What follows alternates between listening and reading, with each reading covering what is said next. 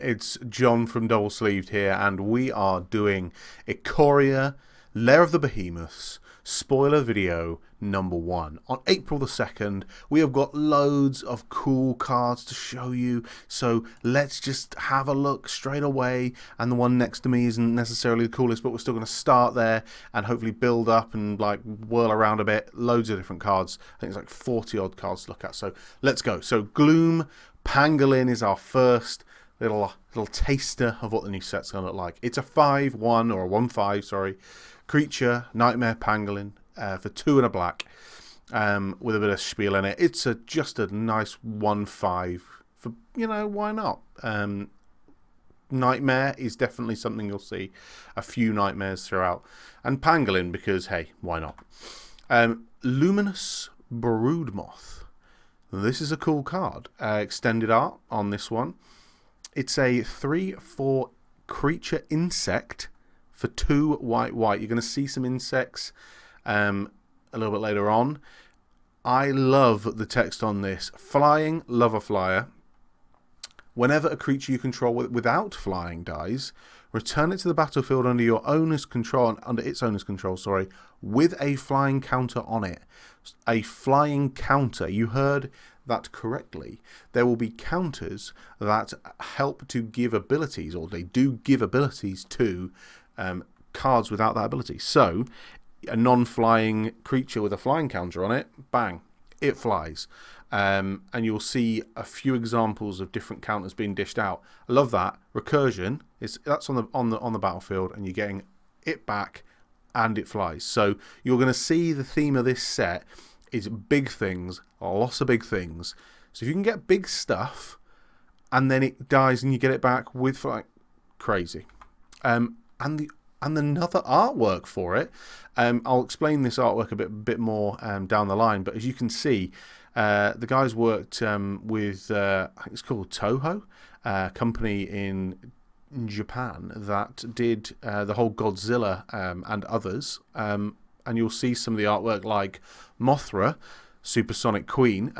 Not my area of expertise, all this stuff, but the artwork looks awesome, so I'm cool for it. So, Karuga the macrophage, a 5/4 legendary creature, Dinosaur Hippo. 3 Simic, green or blue. It's a companion, which we'll get onto in a second. Your starting deck contains only cards with converted mana cost 3 or greater and land cards. So no 1 or 2 mana anything. When Karuga the macrophage enters the battlefield, draw a card for each other permanent you control with converted mana cost 3 or greater. So obviously Simic needed more card draw, naturally, and you've only got things in your deck that are 3 or greater mana cost, and it's all permanents. Just whack a load of permanents down, smack this one down, and there you go. Companion, and we'll get more clarity on all of this stuff, I'm sure, as time goes on. Companion is when a creature has companion, if you meet its requirements, so this one, starting deck only contains cards with converted mana cost 3 or greater, and lands, it starts in what they sort of talked about as like a companion zone, a bit like a command zone, and you can cast it once from there. So basically, from what I gather, and I don't know if you can have multiple companions, I assume you'll only be able to have one, you basically get to extend your hand by an extra card. Cast it whenever you want, obviously within its rules, but there it is. So I think there's going to be some definite uses of some of these companion cards. But hey, card draw, crazy, and it's a 5/4, and I love Dinosaur Hippo. What a combo! So yeah, I've clipped some of these photos from various places, so you're gonna have to forgive me. This one's a little bit smaller, but Cloud Piercer is a 5/4 creature dinosaur. So dinos are back for 4 and a red with the mutate ability for 3 and a red, which is if you cast this spell for its mutate cost, put it over or under a target non-human creature you own, they mutate into the creature on top, plus all abilities from under it. And then it says reach. Whenever this creature mutates, you may discard a card. If you do, draw a card. So there's a lot to unpack there. Mutate is it? So you've got companion and you've got mutate. They're the new abilities, and basically you're playing this for 3 and a red, and you're whacking it under or over another creature you've got that's non-human, and it is gaining reach and the card draw, or this card gains whatever is at the bottom of the card underneath. You only gain the power and toughness of the top card, which is the obvious downside, and there's only one body. However, they're counted as one creature, which I'm sure there's going to be some shenanigans going on about that. But I'll show you a few mutate creatures throughout, like Huntmaster Liger, which is a 3/4 creature cat. Who doesn't love a cat? 3 and a white. With a mutate for 2 and a white, same rules. Whenever this creature mutates, other creatures you control get +X/+X until the end of turn, where X is the number of times this creature has mutated. So you can see that a lot of them have mutate over and over again. From what we hear from the spoiler video, if you've not seen the Ikoria spoiler video and the trailer, it is pretty cool. It's a similar vibe to the last couple, certainly a little bit more Throne of Eldraine, I'd have said, but awesome and very much thematic around the big creatures. But then they also go into a few of these mechanics and obviously spoiled a load of these cards. But you can mutate over and over again. So you can have 3 creatures combined, 4, 5, as many as you can get together. You are going to be able to get a bunch of cards together, which I think is awesome. And then you've got sweet art. I mean, it's just so, it just pops so vibrant. Very sort of comic book, which I think is really cool. Definitely some of the artwork is fab.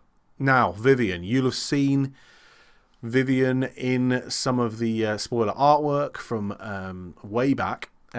She's here, of course she is, and she's Vivien Monsters Advocate for 3 loyalty, legendary planeswalker, 3 green. You may look at the top card of your library at any time. You may cast creature spells from the top of your library. So you've constantly got that creature ready to go in a fairly heavy creature deck. For +1, create a 3/3 green beast creature token. Put your choice of a vigilance counter, a reach counter, or a trample counter on it. Straight away, counters flying around. You've got 3 different types. Versatile. I love that. And then for the -2 ability, when you cast your next creature spell with this turn, search your library for a creature card with lesser converted mana cost, put it onto the battlefield, and then shuffle your library. So you whack out a big creature after you've -2 this, and the next card is you're able to basically go and get a slightly smaller creature, and some of these creatures are huge, so absolutely love it. And onto the battlefield as well, which you could do straight away, which I think is crazy, especially if you've got the you immediately get to see what's on top of your library. So love that. And her alternate artwork as well. I just think it's really cool. Very different style, but love it. Love the colours. Think it's very, very cool.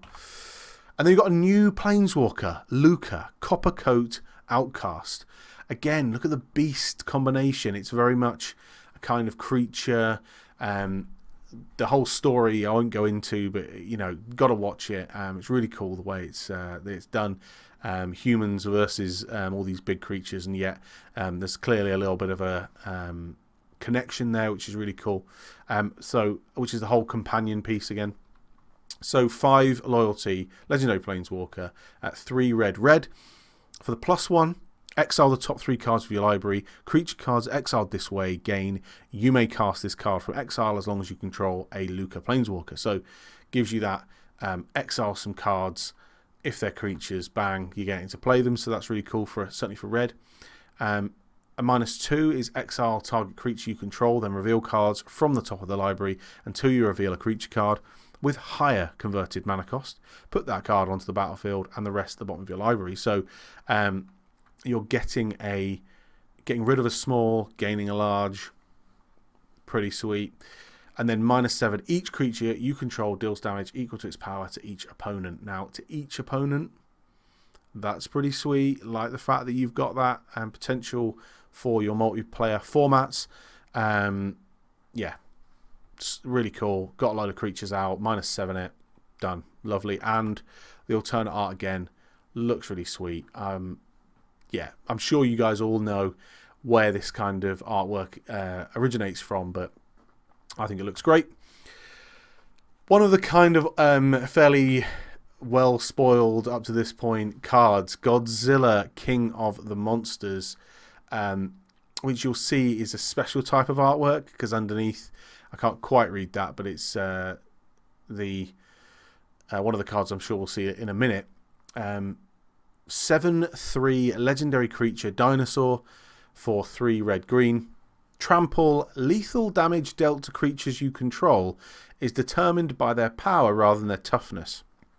Now, from what I can see with this, it's a little bit like the reverse of the Artemis style wall decks, where they deal damage with their toughness. This looks like you have to fight against their power. What that looks like in practice, I don't know. I'm not a judge to tell what that means, but basically seems pretty cool, and seems like you're definitely being rewarded for having high power creatures. So a Lunar, Apex of Wishes, some sweet legendary creatures coming out, multicolor, all over the shop. 2 green, blue, red, legendary creature, 6/6, Beast Elemental Dinosaur. Beast Elemental Dinosaur. I love elementals. You probably don't know that about me. I love an elemental. I've just built an elemental commander deck and absolutely love it. Dinosaurs. My wife is all about the dinosaurs. And a beast, why not? Beast is clearly heavily featured here. So you've got Mutate, 3 green, red, blue, blue. Which again, we know what that means, which would give something flying and trample. And whenever this creature mutates, exile cards from the top of your library into exile a non-land permanent. Put that card onto the battlefield or into your hand. So you just straight, whatever it is, goes onto the battlefield or into your hand straight away whenever you mutate. So I definitely think some of these things we're going to be looking at low mutate costs, and how do you mutate this Lunar over and over again with smaller creatures, or if it only applies to its mutate cost, you're going to see it mutating, and potentially how does that look, because the mutate cost is higher than the casting cost from a commander perspective. Crazy, really just love it. And here we go. So a bit of an example of the art style. So you've got your standard, you've got your showcase, which looks funky. That's where all the kind of crazy comic book art looks, and then you've got this, what they call the Godzilla series, which is a funky kind of completely different style. What can I say? It's got a whole different name and everything. So Ghidorah, King of the Cosmos, or the Cosmo, whatever you want to call it. Cosmos, yeah. Love that, and you see it a bit better there. But definitely think what they're doing with the artwork. They're obviously churning out loads of different art. I think it's great if you're a collector, if you like art styles and you want to see something a bit different.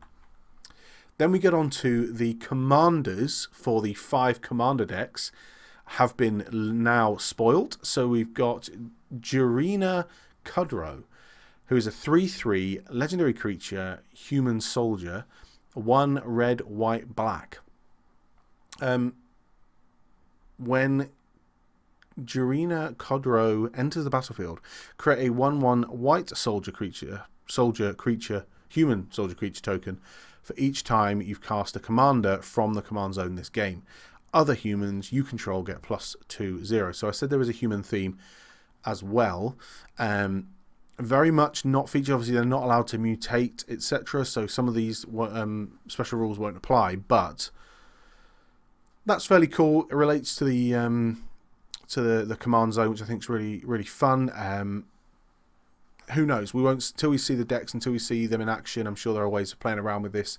But you know, her lore, from what I gather from the original spoiler, is that she is Luca's love interest and the daughter of Luca's boss or something. And it seems some sort of soap opera-esque thing going on there. Yeah, dead cool card. And you've got Gavi, Nest Warden, 2/5 legendary creature, human shaman, 2 blue, red, white. You may pay 0 rather than pay the cycling cost of the first card you cycle each turn, which reveals the third mechanic, which is cycling. They've brought it back. Going to be dead interesting to see, because some of the big cards you'll see in a bit have a cycling cost, so you can play them big towards the end of the game and cycle them early on. Whenever you draw your second card each turn, create a 2/2 red and white dinosaur cat creature token. Fair enough. Cathril Aspect Warper, 2 white, black, green. Here's the insect. It's a 3/3 legendary creature, nightmare insect. It looks like a nightmare insect. And that level of text looks like a nightmare too. Right.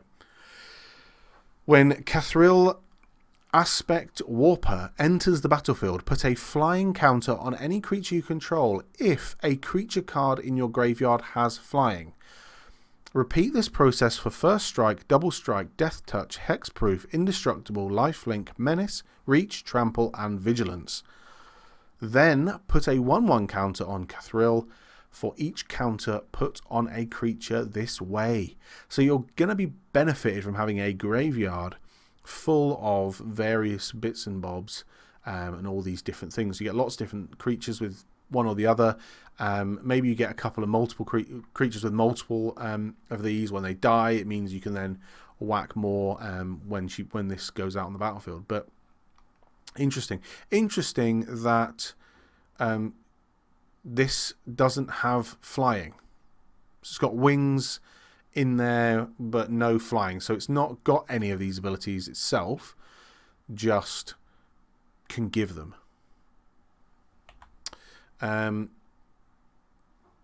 Sorry, by the way, for the quality of this video. It's very much done last minute, just to try and get a video out quickly so you guys can all see what is going on.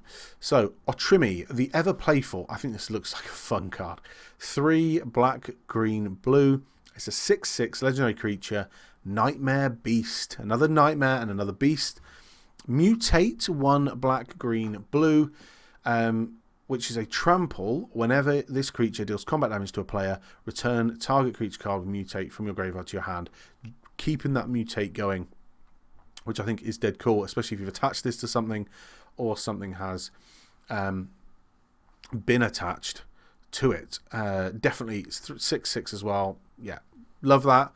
And the one that, just look at this. I've got a thing about lightning. I said earlier, I love an elemental. My wife loves dinosaurs. There you go. Calamax the Stormsire. 4/4, 1 green, blue, red, legendary creature, elemental dinosaur. Oh yes. Whenever you cast your first instant spell each turn, if Calamax the Stormsire is tapped, copy that spell. You may choose new targets for the copy. Whenever you copy an instant spell, put a 1/1 counter on Calamax. Yes. It's going to grow. It's allowing you to copy things. It is making you want to attack. It's getting bigger. It's 4 mana for 4/4. Love it. Elemental dinosaur decks galore. So now we move on to the blurry ones, because they were smaller photos.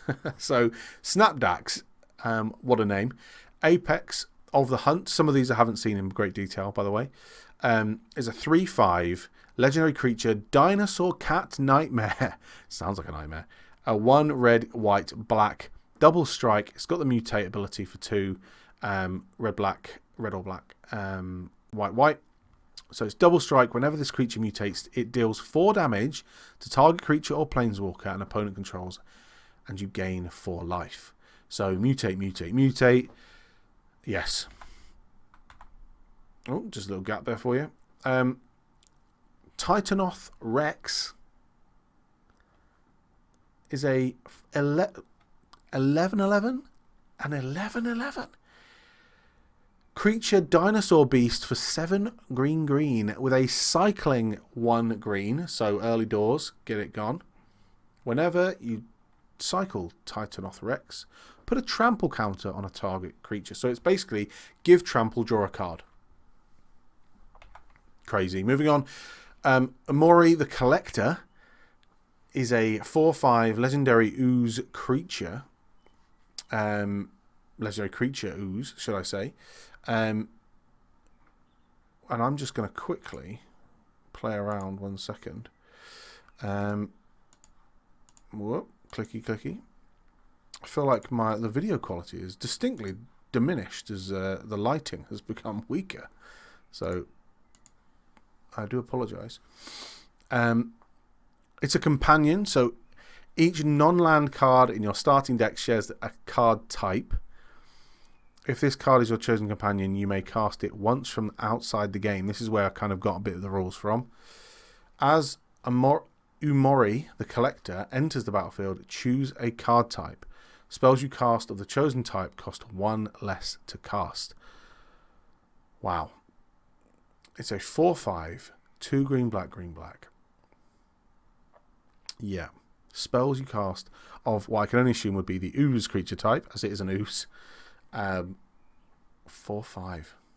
Okay, that's better. So we've sorted out our life a little bit. And we'll just move straight on to the Grim Dancer. A 3/3 creature nightmare, 1 black, black. Grim Dancer enters the battlefield with your choice of 2 different counters from among Menace, Death Touch, and Lifelink. So you can pick 2 counters, Menace, Death Touch, Lifelink. I think 3/3 for 3, with 2 things that you can choose when it enters. I think that's pretty nails. Sort that out. Zagoth Mamba. A 1/1 for 1. Creature Nightmare Snake. Whenever this creature mutates, target creature and opponent controls gets -2/-2 until end of turn. Again, we're going to be looking for mutating. Low mutate cost is what we really need in order to really make some of these things pay. So we're going to be looking for that. But cool. Yep, like it. A Dranith Stinger. 2/2 for 2. A 1 and a red. Creature, human wizard. So it's a human. Can't be mutated. Whenever you cycle another card, Dranith Stinger deals 1 damage to each opponent, and you can cycle for 1. Pretty good. Don't mind that at all. Get a bit of cycling going. Be interesting to see how that works in some red-based decks. Polliwog Symbiont. 1/3 creature frog for 1 and a blue. Now this, I think we're going to see act similarly than we have seen with the Edgewall Innkeeper for adventure decks. Each creature spell you cast costs 1 less to cast if it has mutate. Whenever you cast a creature spell, if it has mutate, draw a card and then discard a card. So it's got that similar kind of card draw, or at least card cycling, and in blue, of course. But like it. Frog, bit random, why not? Fully Grown. An instant, so first sort of non-creature spell, 2 and green. Target creature gets +3/+3 until end of turn. Put a trample counter on it. So it's constant trample and then that +3/+3 for the turn. Mosscoat Goriak. 2 and 4 for a creature beast. Another beast. 2 and a green with vigilance. I guess that vigilance, though, could go in the graveyard ready to churn back out for some of the other things. Girunda, Doom of Depths. A 6/6 legendary creature, demon Kraken. For 4, green or blue or black. A companion. Love this rule. Your starting deck contains only cards with even converted mana costs. Absolutely love that. When Girunda enters the battlefield, each player puts the top 4 cards of their library into the graveyard. Put a creature card with an even mana cost from among those cards, just among those cards, onto the battlefield under your control. So just a creature in your deck, or potentially one from theirs if they've got an even one. Love Krakens. Just, that's great. And great. An otter. Lutri the Spell Chaser. A 3/2 legendary creature, elemental otter. Elemental. 1 blue or red. Companion. Each non-land card in your deck, starting deck, has a different name. Obviously, perfect for Commander or Brawl or something which is a singleton format. But love that. And it's flash. So it's sat in the side with flash. When it enters the battlefield, if you cast it, copy target instant or sorcery spell you control. You may choose new targets for the copy. So it's like a flash copy spell that you always have. And it's a 3/2. Some of these cards are going to be dangerous. Whoop. Void Beckoner, 8/8 creature, nightmare horror for 6 black. Death touch, cycling 2 and a black. When you cycle Void Beckoner, put a death touch counter on a target creature you control. So again, cycling for 3. So you're putting death touch on a creature and you're gaining a card. Yeah. King Caesar Awoken Titan. So this is another one of those Godzilla arts, this Godzilla series. It's that dinosaur cat nightmare that we saw. Really cool. Space Godzilla, which is the Void Beckoner's alternate. Death Corona. 8/8 creature, nightmare horror. It's just crazy. Gigan Cyberclaw Terror, which is the Kraken cards Godzilla art. It's just crazy. Rodin, Titan of Winged Fury. Again, we're seeing the art of the elemental dinosaur cat. And then you've got Snapdax, Apex of Predator, Apex of the Hunt, in its funky art to finish. Guys, what a load of cards. And I know this video's taken like 25 minutes, nearly 30 minutes to go through. So many awesome cards. We're going to try and do one of these videos every day so that you guys can see the art and have a little bit of a flavour of what's going on, and maybe take our take on it. And we might keep track of how many of each type that's going on and what we think the main themes are going to be. But look, make sure if you want any of this product, and as soon as I saw it, that's all I wanted, that you get your pre-orders in. Doublesleeve.co.uk if you're in the UK. And look, most importantly, stay safe, everyone. Keep looking out for these spoilers, and we'll see you guys in the next one.